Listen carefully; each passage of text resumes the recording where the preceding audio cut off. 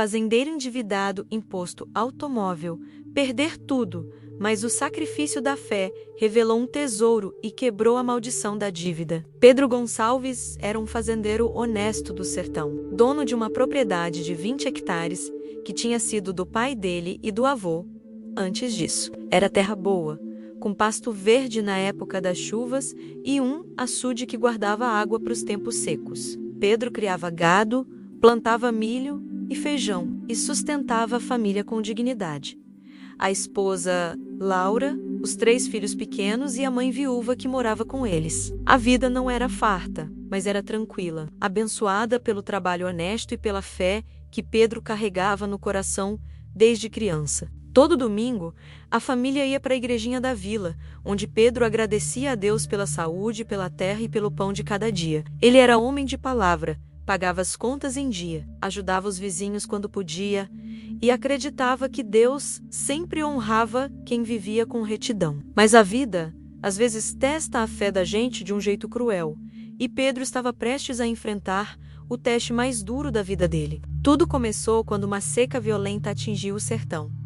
Durante 2 anos seguidos, a chuva não veio, o pasto secou, o açude virou lama rachada, o gado começou a morrer de sede e fome, e a plantação não brotou. Pedro tentou resistir, vendeu algumas cabeças de gado, pegou dinheiro emprestado no banco para comprar ração e sementes, mas a seca continuou, implacável, como se o céu tivesse fechado as portas para aquela terra. As dívidas começaram a crescer. Pedro não conseguia pagar as prestações do empréstimo e o banco cobrava juros altíssimos que aumentavam a cada mês. Ele pegou dinheiro emprestado com um agiota da cidade, o senhor Batista, um homem gordo, de olhos frios e sorriso cruel, que emprestava dinheiro a quem estava desesperado e cobrava o dobro de volta. Pedro assinou o contrato sem ler direito, porque estava com a cabeça desesperada, pensando em como alimentar os filhos e a mãe. E foi aí que a maldição da dívida começou a apertar o pescoço dele como uma corda. Senhor Batista cobrava todo mês, e quando Pedro não conseguia pagar, o agiota aumentava os juros, acrescentava multas inventadas e ameaçava. Pedro, você me deve 50 mil reais agora. Se não pagar até o fim do mês, eu vou tomar sua fazenda, seu gado, sua casa, e você e sua família vão dormir debaixo da ponte. Pedro implorava por mais tempo, mas Batista ria na cara dele e dizia: tempo é dinheiro, Pedro, e você não tem nenhum nem outro. A pressão era tanta que Pedro começou a ter pesadelos. Acordava de madrugada suando frio, com o coração disparado. Vendo a cena da família sendo expulsa de casa, os filhos chorando de fome, a mãe velha morrendo de desgosto. Laura, a esposa, tentava consolar o marido, mas ela também estava desesperada, vendendo as poucas joias que tinha, cortando despesas, fazendo milagre com a comida para esticar o pouco que restava. Os filhos percebiam o clima pesado e choravam baixinho à noite, com medo do futuro. Pedro sentia que estava afogando, que a dívida era uma maldição que crescia e crescia, como um monstro invisível que devorava tudo que ele tinha construído, com anos de trabalho. Num dia de sol escaldante, Senhor Batista apareceu na fazenda com 2 capangas e um papel na mão. Pedro estava no curral, tentando salvar uma vaca doente, quando ouviu a voz grossa do agiota. Pedro, eu cansei de esperar. Você tem 3 dias para me pagar os 50 mil reais, ou eu tomo tudo, a fazenda, o gado, a casa. Tá tudo aqui no contrato que você assinou. E se você tentar fugir, eu mando meus homens buscarem você e sua família, e vocês vão pagar de outro jeito. Os capangas riram. Um deles cuspiu no chão, e Batista entregou o papel nas mãos tremendo de Pedro. 3 dias, Pedro, 3 dias, ou você perde tudo. E foram embora, levantando poeira na estrada, deixando Pedro de joelhos no chão, com o papel amassado nas mãos e o desespero explodindo no peito. Laura saiu correndo da casa, viu o marido chorando no meio do curral e caiu ao lado dele, abraçando, chorando junto.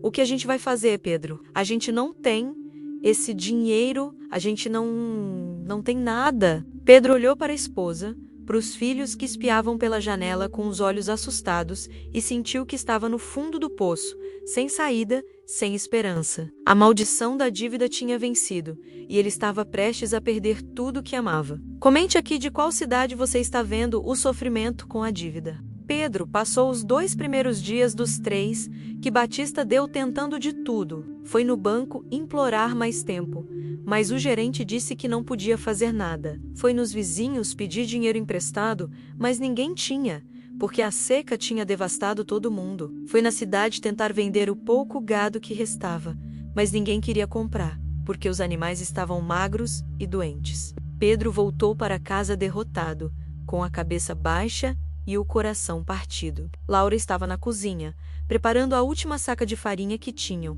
e quando viu o marido entrar com aquela cara de desespero, ela largou tudo e abraçou ele. Pedro, a gente tentou tudo, agora só Deus pode nos ajudar. Pedro olhou nos olhos da esposa e disse, com a voz quebrada, eu não sei se Deus está ouvindo a gente, Laura. Eu rezo todo dia, mas parece que o céu está fechado. Parece que a gente foi abandonado. Naquela noite, Pedro não conseguiu dormir. Ele saiu de casa, caminhou até o curral e ficou olhando para o céu estrelado, pedindo uma resposta, um sinal, qualquer coisa. E foi quando ele ouviu o balido baixinho vindo do canto do curral. Era o cordeiro branco, o único animal que tinha sobrado da criação dele. O cordeiro era especial. Tinha nascido numa noite de tempestade anos atrás. Era saudável, bonito, e Pedro tinha guardado ele como um símbolo de esperança, um último pedaço da fartura que um dia ele teve. Os filhos amavam o cordeiro, davam nome para ele, brincavam com ele, e Pedro tinha prometido que nunca ia vender aquele animal, porque era o único bem de valor que restava, o único tesouro da família. Mas ali, naquela noite de desespero, olhando para o cordeiro, Pedro sentiu uma voz no coração. Uma voz que não era dele, mas que falava com clareza. Entrega o cordeiro a mim. Sacrifica teu último bem como prova de fé. Confia em mim. Pedro tremeu. Ele sabia que aquela voz era de Deus, mas a cabeça dele resistia. Senhor, esse cordeiro é o último que eu tenho. Se eu sacrificar ele, eu não vou ter nada. Como eu vou mostrar para os meus filhos que eu confio no Senhor se eu matar o único animal que sobrou? Mas a voz continuava, insistente, urgente. Entrega, confia, eu vou te resgatar. Pedro caiu de joelhos no chão do curral, chorando, lutando contra a dúvida e o medo. Ele lembrou de Abraão, que foi chamado por Deus para sacrificar o filho Isaque, e que obedeceu mesmo sem entender. Ele lembrou da viúva de Sarepta, que deu a última farinha para o profeta Elias, confiando que Deus ia multiplicar. E ele tomou a decisão mais difícil da vida dele. Pedro pegou o cordeiro nos braços, levou ele até o altar de pedras que ele tinha, construído anos atrás para fazer orações, e ali debaixo do céu estrelado, ele se ajoelhou e orou. Senhor, eu não entendo o que o Senhor está pedindo, mas eu confio no Senhor. Esse cordeiro é o último bem que eu tenho. É o símbolo da esperança da minha família. Mas eu entrego nas mãos do Senhor. Se o Senhor pedir, eu sacrifico. Se o Senhor quiser levar, eu dou. Mas eu peço, Senhor, pelo amor de Deus, socorre minha família, quebra essa maldição da dívida, resgata a gente dessa desgraça. Eu confio no Senhor, mesmo sem ver, mesmo sem entender, eu confio. Pedro pegou a faca que usava para trabalho na roça, ergueu ela no ar, com as mãos tremendo e o coração aos pedaços, pronto para sacrificar o cordeiro. Mas naquele exato momento, uma voz poderosa ecoou no silêncio da noite. Para Pedro, não toque no cordeiro. Pedro largou a faca, caiu para trás, assustado, e viu uma luz forte iluminando o altar. Não era lua, não era estrela, era uma luz que vinha de outro lugar, uma luz que aquecia o peito e acalmava a alma. E a voz continuou. Você passou no teste, Pedro. Você provou sua fé. Você estava disposto a entregar teu último bem, e por isso eu vou te resgatar. Olha debaixo do altar. Pedro, ainda tremendo, rastejou até o altar de pedras e começou a cavar com as mãos. E quando as mãos dele tocaram algo duro e frio, ele puxou e viu.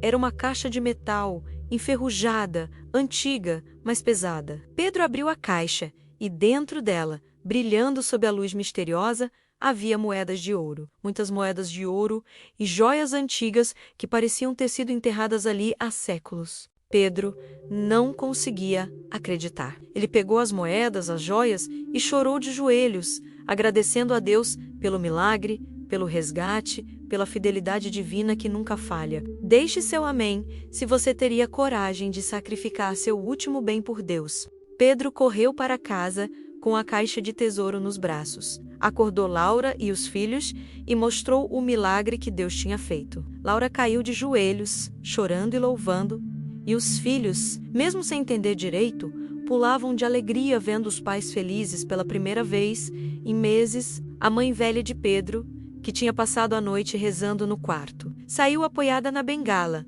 viu o tesouro e disse, com a voz trêmula de emoção: "Eu sabia que Deus não ia abandonar vocês. Eu sabia que a fé do meu filho ia mover o céu." Pedro abraçou a mãe, abraçou a família inteira, e ali, naquela madrugada, eles fizeram uma oração de gratidão, agradecendo o milagre da provisão, o resgate divino, a quebra da maldição da dívida. No dia seguinte, Pedro levou as moedas de ouro e as joias para a cidade. Procurou um avaliador de confiança e descobriu que o tesouro valia muito mais do que os 50 mil reais que ele devia. Valia quase 200 mil reais, o suficiente para pagar todas as dívidas, reformar a fazenda, comprar gado novo e ainda sobrar para investir no futuro da família. Quando o Sr. Batista apareceu na fazenda no terceiro dia, trazendo os capangas e o papel de despejo, pronto para tomar tudo, Pedro estava esperando na varanda, com um sorriso tranquilo no rosto e uma mala de dinheiro nas mãos. "Senhor Batista, aqui está o que eu devo para o senhor. 50 mil reais, contados e separados. Pegue seu dinheiro e nunca mais volte aqui." Batista ficou paralisado, sem acreditar no que estava vendo. Ele pegou o dinheiro, contou, recontou e quando viu que estava tudo certo, ficou vermelho de raiva. "Como você conseguiu esse dinheiro? Pedro, você roubou? Você vendeu a alma para o diabo?" Pedro olhou firme nos olhos do agiota e respondeu, com a voz serena e cheia de autoridade: "Eu não roubei e eu não vendi nada para o diabo. Eu entreguei meu último bem a Deus, e Deus me resgatou. A maldição da dívida foi quebrada, e agora eu sou livre. Pegue seu dinheiro e vá embora." Batista rosnou, xingou baixinho, mas não tinha o que fazer. Ele pegou o dinheiro, chamou os capangas e foi embora, derrotado, humilhado, sabendo que tinha perdido o controle sobre a vida de Pedro. Nos meses seguintes, a chuva finalmente voltou para o sertão. O açude encheu, o pasto reverdeceu, a plantação brotou forte e abundante, e o gado novo que Pedro comprou se multiplicou rapidamente. A fazenda voltou a prosperar, e a família de Pedro viveu em paz, com fartura, com alegria, com a certeza de que Deus tinha quebrado a maldição e abençoado a obediência dele. Pedro nunca esqueceu a noite do sacrifício. A noite em que ele estava pronto para entregar o último bem, e como Deus o resgatou no último segundo, ele contou a história para todo mundo que quis ouvir, para o povo da vila, para os vizinhos, para os filhos e netos que vieram depois. E toda vez que contava, Pedro terminava com as mesmas palavras: "A maldição da dívida só foi quebrada porque eu confiei em Deus até o fim. Eu estava disposto a entregar tudo e Deus me devolveu mais do que eu perdi." A fé verdadeira, aquela que obedece mesmo sem entender, é a chave que abre as portas do céu e liberta a gente de qualquer maldição. O Cordeiro Branco, que Pedro não sacrificou, viveu muitos anos na fazenda e se tornou o patriarca de um rebanho grande e saudável. Pedro nunca mais vendeu aquele cordeiro, nem os descendentes dele, porque eram o símbolo do milagre, da providência divina, da fé que move montanhas e quebra maldições. E sempre que alguém perguntava sobre o tesouro, sobre como ele tinha aparecido debaixo do altar, Pedro respondia: "Eu não sei quem enterrou aquele ouro ali, nem quando, nem por quê, mas eu sei que Deus guardou aquele tesouro para mim, para o momento exato em que eu precisei, para o momento em que eu provei que confiava nele mais do que em qualquer coisa nesse mundo, e essa é a lição que eu aprendi e que eu ensino pros meus filhos. Quando você entrega tudo a Deus, quando você sacrifica seu último bem em fé, Deus não só te resgata, Ele te multiplica. Ele quebra a maldição e te dá a riqueza que ninguém pode roubar, que é a riqueza da bênção, da provisão divina, da libertação total. E essa foi a história de Pedro Gonçalves, o fazendeiro que estava endividado, que ia perder tudo, mas que pelo sacrifício da fé encontrou o tesouro que Deus tinha guardado para ele, quebrou a maldição da dívida e viveu para testemunhar o resgate divino que só acontece quando a gente confia até o fim. Inscreva-se no canal para mais milagres e deixe seu like se você acredita no resgate divino. Tentar novamente